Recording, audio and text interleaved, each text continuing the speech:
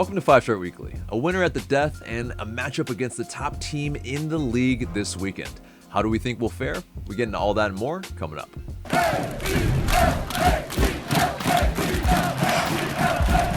Welcome to the show, 5 Star Fam. I'm AJ, and this is Chris. Before we get into it, become part of the notification squad by hitting the bell next to the subscribe button on YouTube. This segment is sponsored by Thinking Man Tavern, a cozy Decatur neighborhood pub. Grab a tasty beverage from a wide variety of selections and a plate of something delicious from the menu.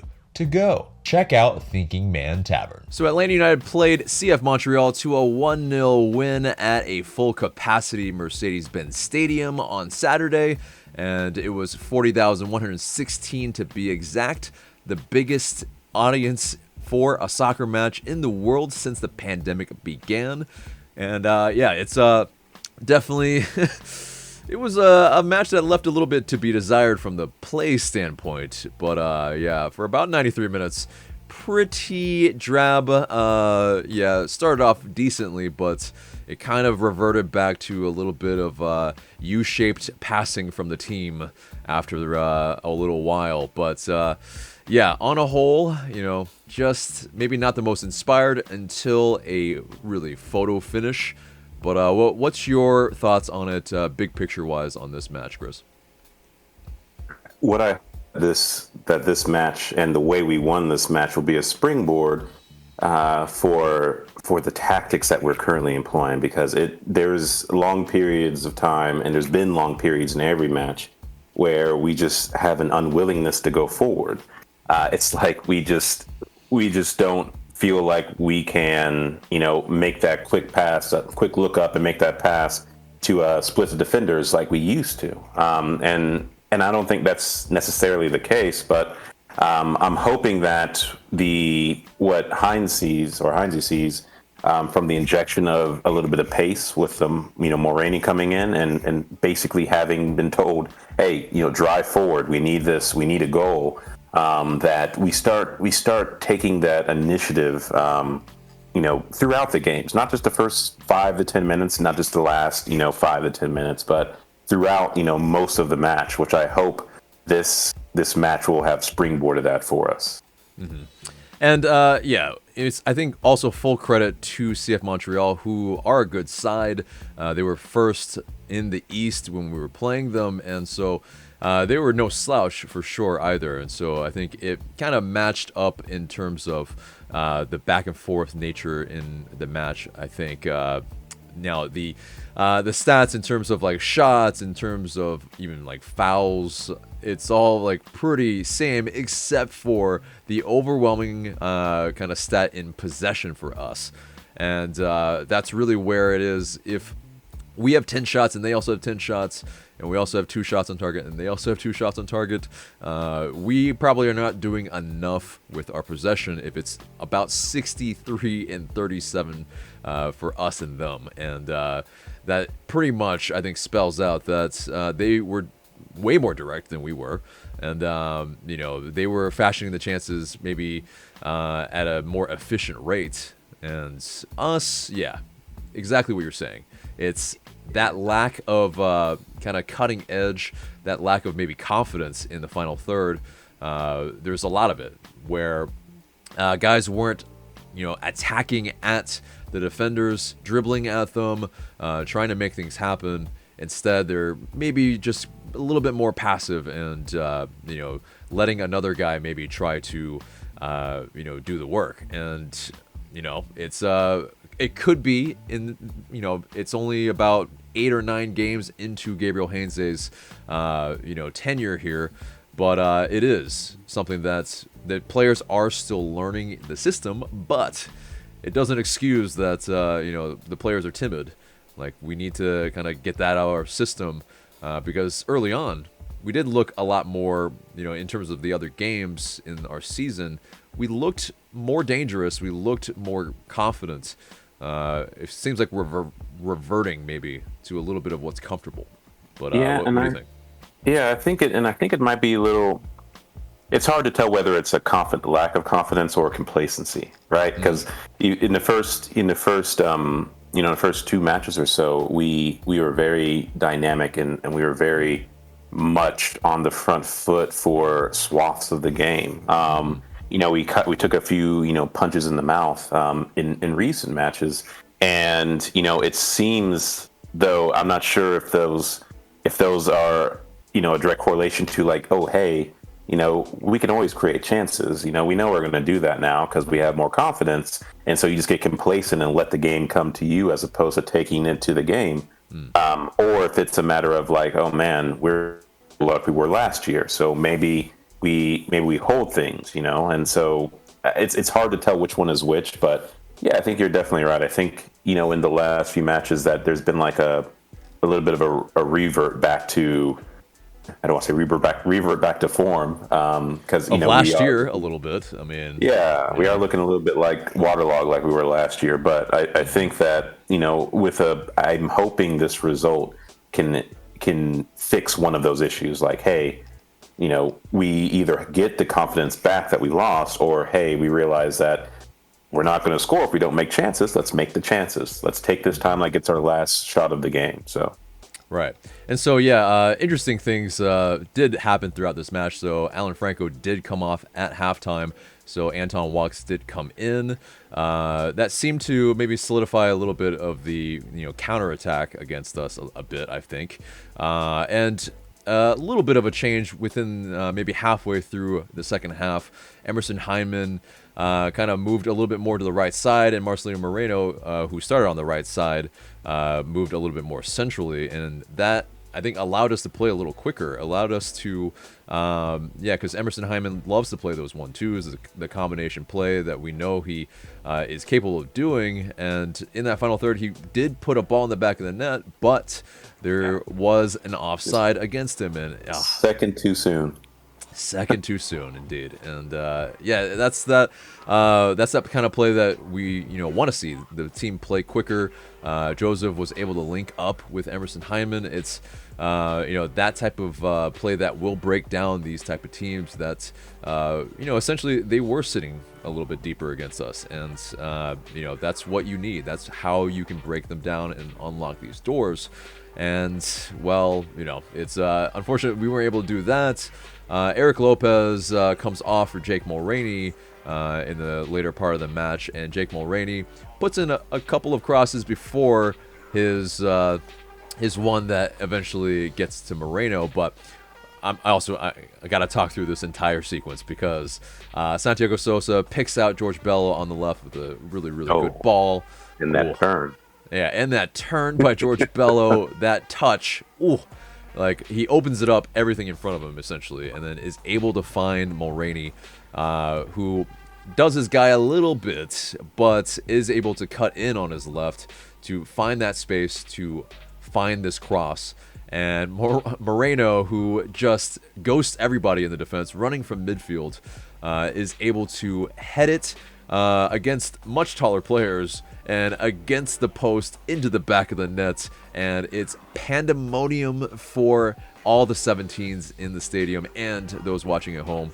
It's just a beautiful moment, kind of one of those little bit of those gems in the in the trading cards, that type of feeling where it's if you were at this game, what a feeling, or if you saw this game live, what a feeling for sure. Because you would have thought it was the goal of the season at that point. I mean, it was the perfect time, and the context I think couldn't have been bigger either. Because, like you said, it was a slog of a match, and we haven't been setting the world alight. And we had a very bad season last year. We've had a lot of turnover, and a lot of controversy, lately. And so, I mean, that goal is. It really was something that, even if it was just as simple as just a header down onto the post and in, nothing crazy, not like not a world beater, but it was that moment, like you said, that moment was perfect. And what you said about Mulroney, he didn't really do his man, and I think that's a good point because so often lately we've been looking to take one-on-ones, and we only see victory as getting past that man. But Mulroney was able to at least get the defender in a stance that allowed him to cross around him. into a dangerous area. And I think that's what we need more of.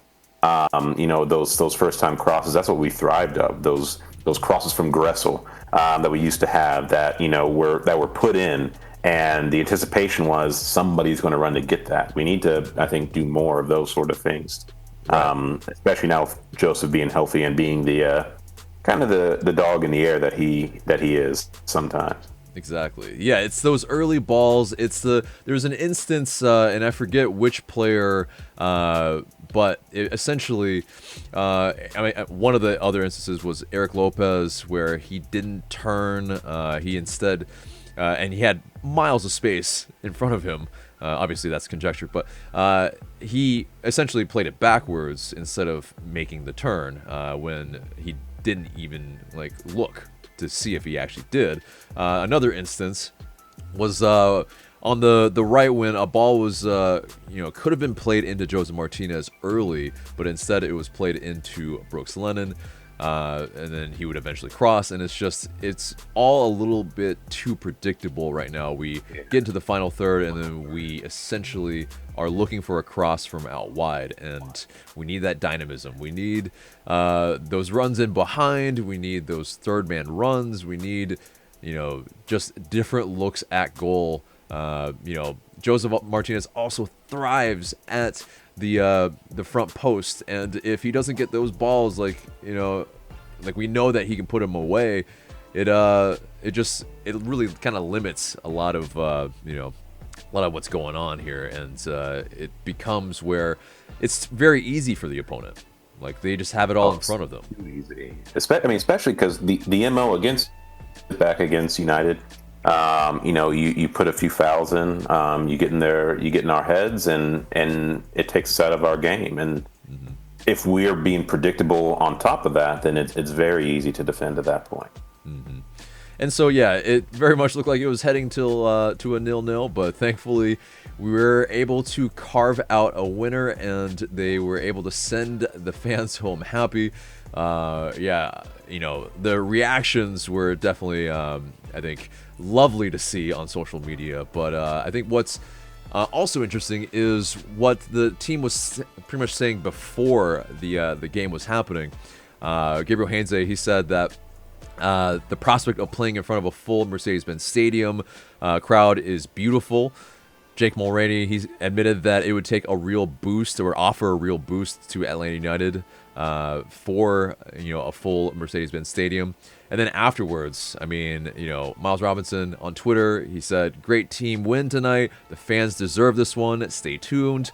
Michael Parkhurst even joined in on Twitter. He said, "Love seeing and hearing this place erupt."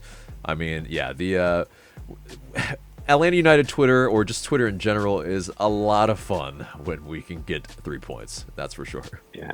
And MLS is not the same without a packed Mercedes-Benz hyping up their team, I don't think. Definitely not, indeed. And so, yes, we get our second win of the season. We move to 8 points. But, in terms of, some notes from this game, it was Marcelino Moreno's second goal of the season, and his first from the run of play, which is, I think, kind of microcosm again of our season a little bit, because we have scored some from penalties and whatnot, but from the run of play, it's been a little bit lacking for sure. This was Mulroney's second assist of the season, and this was our LA United's second clean sheet of the season. But Moreno, him being 5'6", this is the thing that I'm starting to question if that's actually his height, because he's also he obviously got up real high for that header, but listed at 5'6", Joseph Martinez listed at 5'8". Something's awry. Someone is not the height that they are. These sports heights are always a little wonky, but and Marcelino has some long legs, and I've always thought that he's had long legs even last year, and so I don't, unless that 5'6" is made predominantly of his legs, I don't see it being that short. So right, and so he's got to complain, I think, and probably vie for his height a little bit, because if he's only 1 inch taller than Ezequiel Barco, I don't believe it. It does not seem like it. No, but anyway, that's just a kind of non sequitur. But anyway, yes, that will just wrap up the match review for CF Montreal. Our next match will be against the Seattle Sounders, and we will have that match preview later on in this show. But let's get into the news. And the first bit of news is, yes, an interview by Carlos Bocanegra on Dukes and Bell on 92.9 FM. And, yeah, some of the things that were said, kind of the highlights. Yeah, Carlos Bocanegra was asked about that Felipe Cardenas article and why he didn't speak to Felipe Cardenas. He said, there was no specific reason I didn't speak to him. This is part of the job. Water off the back, unnamed sources, the whole thing. He, yes, in the past has spoken with Felipe Cardenas, frequently. So it's, maybe not too crazy, but Bocanegra also talked about Darlington Nagbe and, of course, his exit. And he said that we did everything we could to keep him in Atlanta. And also he spoke about Moreno's role later on, especially in this match against CF Montreal, that his interior role to push the tempo from a more central position is kind of what they want to see. And so, for me, I agree with that Moreno bit. I don't know if I exactly agree with the other bits that were, happening here. But what were your thoughts about this? It wasn't a needle mover of an interview.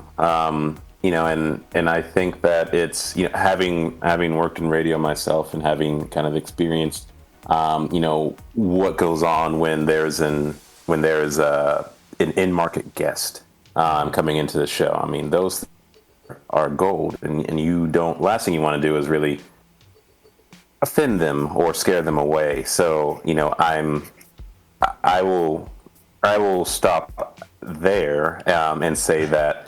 Definitely, the questions that are being asked, sometimes, you don't really want to ask too many questions in these kind of rooms. You really don't want to ask too many questions that you don't already know the answers to, because otherwise that might, rock the boat a little bit. So, that's just my take on it. Yeah, you worked in radio, shocker. Your voice, Chris, shocker. But anyway, but to this, and to your point, that's exactly it. The 92.9 FM is hired by the club, LA United, and that means, like why they would have Carlos Bocanegra or Darren Eagles speak on regularity, it makes sense, if they didn't, if they weren't paid by the club, they probably weren't going to be talking about LA United, because, they actually get complaints on Twitter all the time about it, and so it's one of those things where, is it something that, that is commonplace amongst, I think, sports radio stations? I think, it is. And I think my gripe with this about, what was asked, and especially kind of the build-up ahead of time, they said that, they tweeted out, they're going to talk with Carlos Bocanegra, and a lot of fans were like, ooh, this is going to get spicy. Are you going to, don't ask softball questions. Are you going to ask those really tough questions and really try to pry and get, the things that the fans actually want to know, because they want to know about, what actually went down and, his actual thoughts on the article specifically. And of course, it's not going to happen. And I think you saw a little bit of kind of going in between, trying to placate Carlos Bocanegra there. It was, a little tiptoeing around the guys, and a lot of bit of basically not the questions that fans wanted to know. And, do we actually believe that Darlington Nagbe, everything was done to, bring him back, or like keep him on the team rather? And, I just highly doubt it, because, in 2019, he held out in preseason. I mean, there was obviously something awry, and the fact that, the words essentially was that, he felt disrespected. And, anytime that word gets thrown out, then that there's a wide spectrum of of what can be done and what is being done, in my opinion. And in 2019, let me ask you this, who was more important to our team at that point than Darlington Nagbe? Yeah, I mean, maybe one person, maybe Joseph is probably the other one. That's really it. And so, exactly. And so Darlington Nagbe, coming off his second MLS Cup, I mean, it makes sense maybe why he probably wanted a raise. Players probably got a little bit of a bonus for winning. But, now he's making about somewhere between, I think, 1.5 to 1.7 million. At that time, I think he was only making 600. You have to understand where he's at in his age, in the league, in his career. Like, he probably thought that this was his last chance of probably getting the max amount of money that he could. And so it makes sense that, he would be a little disgruntled in that sense when he is wanting maximum value for his salary. But I think we have to realize it is what it is. Like what Chris was saying earlier. It's just it's the nature of being part of the team's payroll essentially, and that's what happens. But anyway, let's move on from that. And LA United, unfortunately, they parted ways with Lisandro Lopez. They mutually terminated his contract, and Lisandro Lopez, we wish him all the best with everything that's going on. It is terrible, to lose a family member or a loved one. He essentially 3 weeks ago had to go back home to Argentina, and I wish nothing but comfort and peace for him and his family and everyone that knew his father. I mean, it is, having known that grief as well, it is, and knowing that grief, it is, just extremely difficult to deal with, and it's completely understandable that he is, taking time for himself and for his family. And definitely, absolutely. If this is the end, if he's retiring, he had a magnificent career. He played he had 3 starts for us, 4 games played total. I mean, he was part of the entire preseason for LA United. I'm sure he gleaned a lot of insight for the younger players, but that does mean, yes, an international spot does open up, and a senior roster spot does as well. And so I no doubt think that LA United will probably bring in another player because, yes, the rest of our kind of strike force is either Kubo Torres, Eric Lopez, or Jackson Conway. And so it's, not the most experienced. Machop Chol maybe could, kind of deputize there as well. But I think, it's we need to bring in another guy that can put it in the ball in the back of the net with regularity. But yes, we definitely need that. I think we've missed that. And again, I always sound like I'm reminiscing, but I mean, some of the more balanced United teams, if Joseph was out, there's somebody like, that Tito that could have stepped in. We don't have that. You can't play a false 9 right now. We throw, Lopez up there, and right now, nobody really is scoring with regularity as it is. So we would definitely, I would have and may have already identified some individuals that could possibly fill that spot. Right, and hopefully so. But moving on from that, Aberdeen FC, our sister club, has reportedly they have made approach to bring in LA United right back Jack Gurr on loan. That's according to the Evening Express. That's not the most reputable source, but it does make sense because Stephen Glass, obviously, former head coach of ours and also LA United 2 head coach. He had coached Jack Gurr. He knows what quantity he has in a Gurr. And, obviously he's over there. There is also the kind of funny thing that we have one of their right backs on loan in Ronald Hernandez. And so, it makes almost too much sense in a way that maybe a player that isn't getting the most playing time, 25 years old, can maybe play with a little bit of regularity for Aberdeen. But yeah, does this make sense for you? Does this strike you as a good move for Jack Gurr and for the club?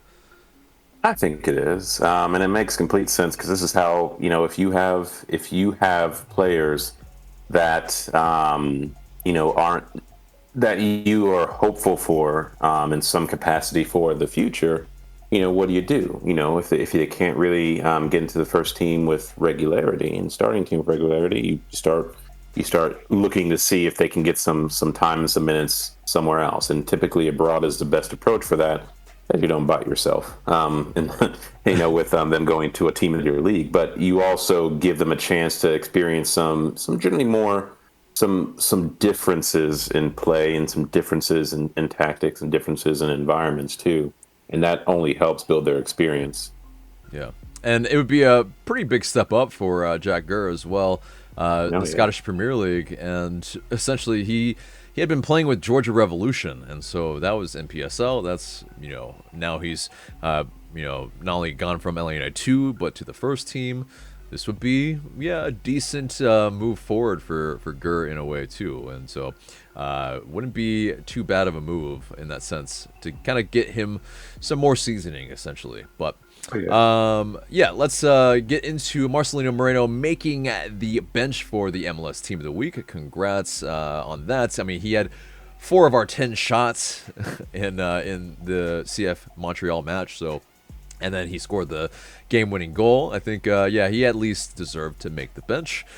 But, moving on from that, speaking of Ronald Hernandez, Jose Martinez and Ronald Hernandez, they make the Venezuelan preliminary roster for the Copa America tournament. And, I think that speaks on the kind of lack of maybe depth at Venezuela that Ronald Hernandez is making the roster, but of course Jose Martinez always deserves a call-up, even though, yes, he is now just kind of getting back into the fray of Venezuela, because he did, he was very much not wanting to take part with Venezuela because of the former head coach. So now it's kind of all gravy a little bit, so good on that.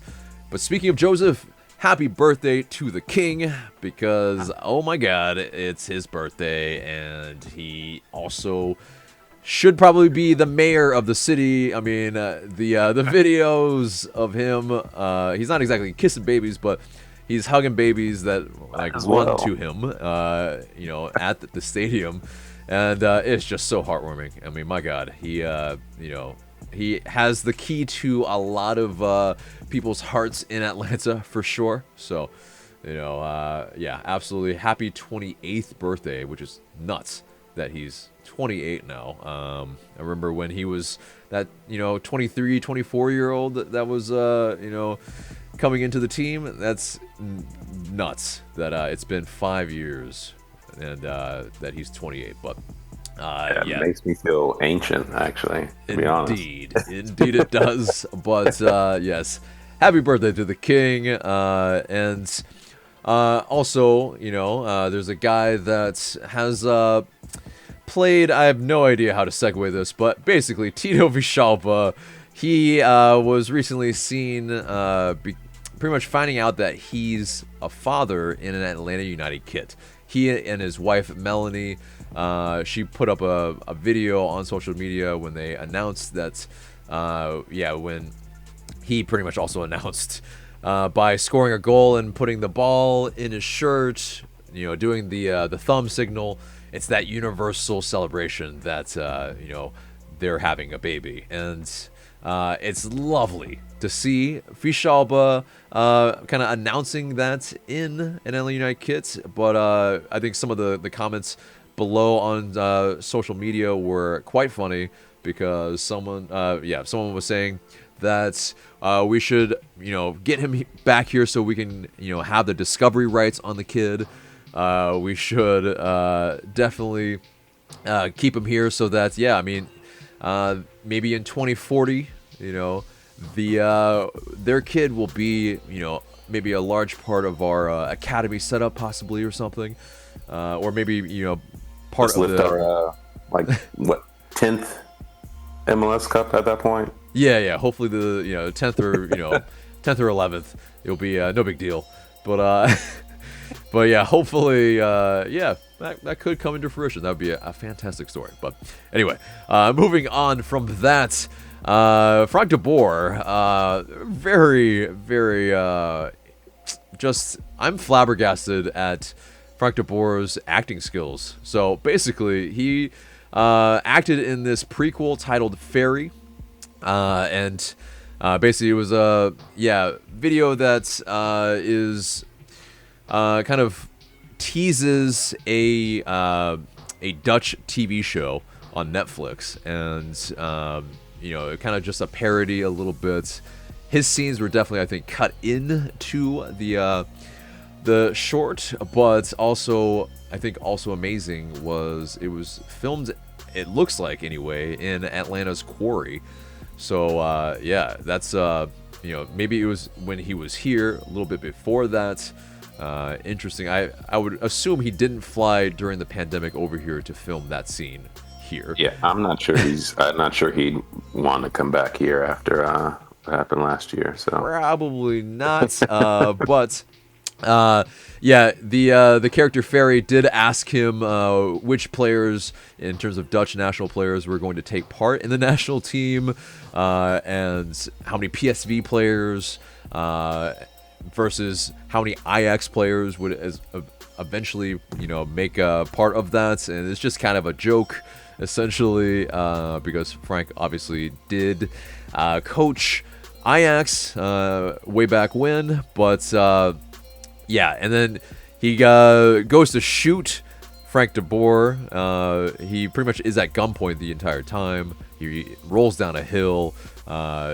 Basically, the shots are blank, and de Boer pretty much says that he's very lucky, and so it's an interesting little short that also Sam Jones on Twitter put up a version for Atlanta United fans that was quite hilarious. And so if you haven't checked that out, go to our Twitter as well to see all of that. But really, I was amazed at de Boer's acting ability, actually. And I don't know if you got to see it, Chris, but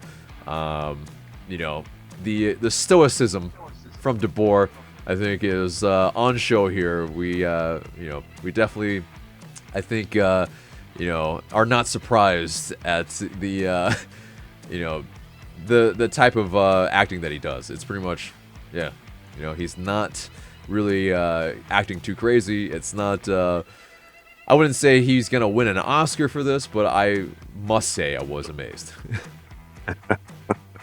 I'll have to check that out. Yeah. That sounds ridiculous. It was utterly ridiculous. It was kind of unbelievable when it kind of got released a couple days ago. So, but anyway, let's move on to the match preview, and we will be playing the Seattle Sounders on Sunday, 4:30 at Lumen Fields. Definitely seems like a name change for their stadium. It used to be CenturyLink. Seems like a 90s, CenturyLink, like a 90s company. I feel like it has like Netscape Navigator vibes for me for some reason. I don't know why, but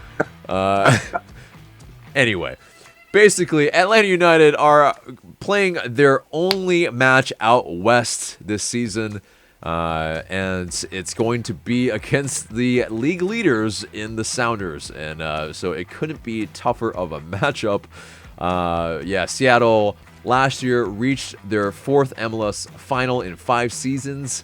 And they're just a picture of consistency and dominance the last 5 years, which is kind of annoying because, we've been in the league in the last 5 years. So it's begrudgingly having to say that. But there are definitely, there were some questions going into their season. Jordan Morris, one of their star strikers, is out for the entire year. And they didn't really have a lot of turnover in their roster, so it is definitely a kind of, some people might have had them maybe being a little lower in the standings in the early part of this year, but seems to have not really missed a beat. They were second in the Western Conference last season, but yes, like I said, they are first right now. Now, in terms of our matchup against them in previous games past, we played them 3 times. They have the 1 win. There are 2 draws, and there are not a lot of goals between us because they have 3, we have 2. I remember that 0-0 game. I believe it was on national television, I think maybe right before a World Cup game, I think. And probably not the best advertisement for the league. I remember us pumping in ball after ball from out wide, and they had just packed it so tight. It was the definition of a slog. And they are known to do that. They are known to be pragmatic, but also very direct. And also a team that, this version anyway, they love to shoot. And but let's get into some of their key acquisitions from this past offseason. Chris, if you're ready, take it away on some of their key acquisitions. Sure. First and foremost, we have, Freddie Montero, basically an original sounder in the club's all-time leading scorer, but he's back now. 33, so a little older, but I mean, it's still a very big, talking point and whatnot. He had 5 goals and 5 assists, I think, in the 1,000 and nearly 1,060 minutes that he played for MLS last year. It remains to be seen exactly, how or if he'll fit in, against, us coming in this weekend. But that's one of them. And then Kellen Rowe, again, he was a free agent similar to Freddie. So that was another key acquisition that they had this offseason. And get into some of their key losses from their roster as well. Yeah, sure. Mostly it's been I think Leerdam, as well as Jovan Jones, Brian Schmetzer. Obviously, that's a big one there. And Gustav. Yeah, Brian Schmetzer's still the coach. Sorry about that. But yes. But yes, Leerdam and Jovan Jones, are those players that were stalwarts of Seattle, and they both have moved on to Inter Miami. And but yeah, it is. Schmetzer's still the head coach, and he's still doing bits for them, and that's that's one of those things. But yes, moving on from that into their current form, they have 4 straight wins. They have won 4 of their last 6. They are in scintillating form, and it's quite annoying because, us having to go to them away when we're, still trying to figure out where we're at a little bit, still trying to, get acclimated with Gabriel Heinze. It becomes, this is a tall task for sure. This is not going to be very easy for us whatsoever. But let's get into some of their players to watch. And so, their big one in Nico Lodeiro, he's one of probably the league's best players. Made the MLS Best 11 in 2020. He had 7 goals and 10 assists in 20 matches last year. He will be a guy that's might play few positions for Schmetzer, but he is definitely a guy that can create a lot for them. Raul Ruiz-Diaz, who Mark had as possibly the Golden Boot winner this year. He's at 4 goals this year, but maybe not at a Chicharito pace, but it is definitely he is a handful to deal with. And Miles Robinson and maybe even Franco Escobar definitely know about him. I mean, that goal that he scored against them, is, I'm sure is etched in their minds, and it's definitely etched in mine. I am pretty afraid of Rui Diaz. He is a guy that knows how to find the back of the net for sure. And also, João Paulo. He's a guy that was brought in as their third DP. He is a guy that's in their midfield, will be a guy that will really, I think, keep it tidy for them and, kind of be a boss of midfield. And that's, will be something that Atlanta United has to contend with. But for the Seattle fans, if they're tuning in, Chris, if you want to take it away for our players to watch, first up is Joseph Martinez, of course, who... Joseph. I'm hoping that this is because over the past few weeks, Joseph has looked increasingly more comfortable, and he's been, arguably could have had an assist this past weekend for the Hyman goal if it wasn't offside. But he's always, honestly, he just needs one chance and he'll put it away. That's just my take on it. And once he starts tasting that blood, it's basically not basically, but hopefully it'll be shades of Joseph 2019 is what we're hoping for there. Moreno is really another one, especially if he's deployed centrally. He has the ability to create. The sort of experiments out wide and whatnot haven't necessarily displayed that, but I think that is a very dangerous guy from the center. And our wing backs as well, Bello, Lennon, and honestly just that pace that we have, are really the things that I think can really help us and things that Seattle would definitely want to account for. Carlo is very much come into his own, and he is really taking control of that left side. He is very much a threat going forward, and he's very solid at the back. So, indeed. So let's move on into the injury report and availability report. Joss Atencio, a midfielder, is out for them with a quadriceps injury. Questionable for them is Jimmy Mandronda, a defender, and also questionable as well is Nico Ladero. And that'd be fantastic. He can take his time, sweet time returning, because I do not want to see him this weekend. But for Atlanta United, a slew of players out in Barco, Dom, Chol, Adams, and Can. They're all still dealing with those respective injuries that we've spoke about in the past. But Alan Franco, he is questionable with that ankle injury he suffered that he had to go off at halftime for. So we'll see if he does take part.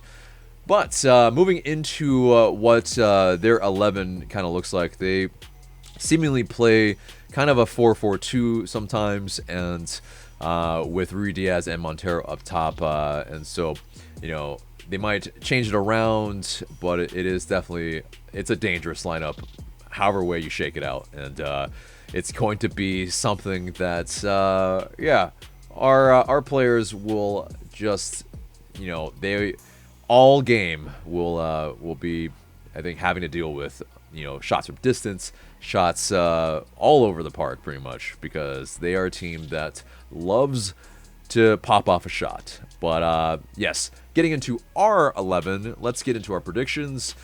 Chris, let's go through the lines together. Of course, Guzan between the sticks, but how do you have the defense lining up? I have it as Lennon, Miles, Walks, and Bello, and that's actually, I'll be truthful, that's actually my preferred right now. I think Franco needs his time. It took a little bit for him to get in the starting 11, and then with the injury and whatnot, I think that he just needs some time. And Walks has been extremely solid. There have been some lapses as a team, but overall, I think individually he's been very solid. So I'd like to see that as the sort of the back line that we start with. Yeah, I'm in full agreement. Yeah, and it's Walks, when he came on at halftime, he essentially, I think, helped solidify kind of defending that counterattack. And, we looked a little susceptible in that first half defensively as a back line, but it seemed like we were a little bit more solid in that second half. But getting into the midfield, I have Hyndman, Sosa, and Ibarra.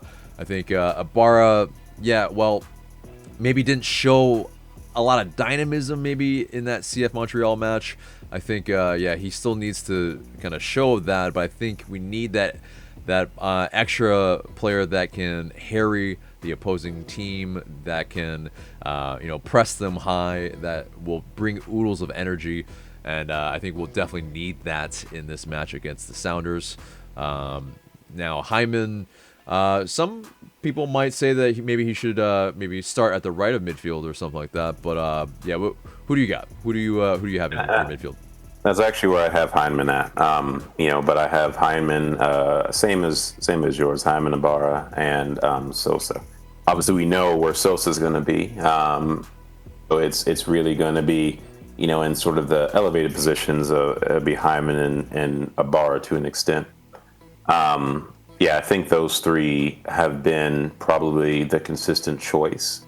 Now, obviously, with the injuries that we have, it's probably going to stay that way for a little bit. So. Yeah, I mean, some people also might have Moreno centrally. I think it's going to be very, very fluid, I think, in this match.